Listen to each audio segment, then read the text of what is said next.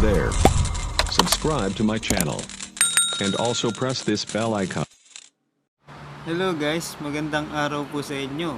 Welcome back po mga kabarya. Ito ang RDC Coins and Collectibles.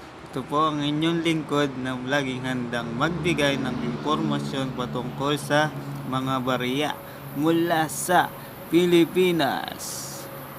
Kung bago ka pa lang po sa aking channel, huwag mo po kalimutan na mag-subscribe at i-click ang notification bell para lagi po kayong updated sa mga videos na darating pa. Ang tatalakayin po natin ngayon ay tungkol sa 5 peso coin year 1998 na hinahanap ko. Kaya huwag po kayong aalis. Magbabalik po ako. At huwag mo po sana kalimutan na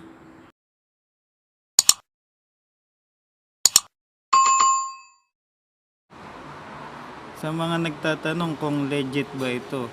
Opo, 100% legit po ito. Bumibili po talaga ako ng mga coins na hinahanap ko at kailangan ko sa aking koleksyon.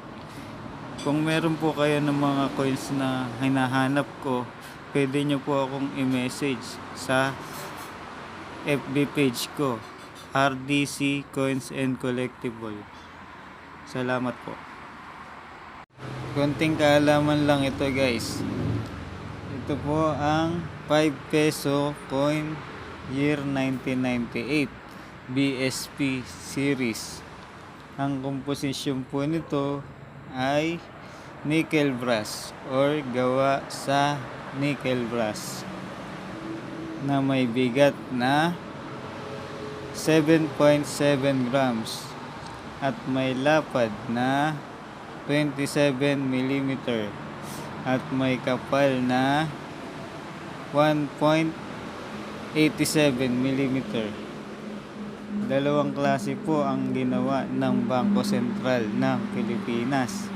Ang 5 peso coin year 1998 na walang mint mark at ang 5 peso coin year na may mint mark. Bali, ang hinahanap ko po ay ang 5 peso coin na year 1998 na may mint mark. At ito po ang larawan niya.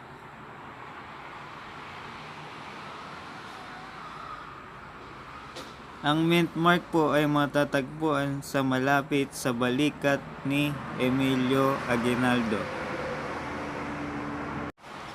Kung meron po kayo ng coins na ito, bibilhin ko po siya sa halagang 300 to 1,000 pesos. Depende sa kondisyon ng barya. 300 to 1,000 pesos. Depende po sa kondisyon ng barya. Uulitin ko po.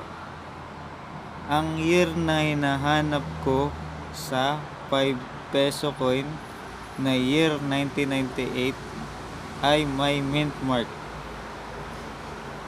Kung meron po kayo nito,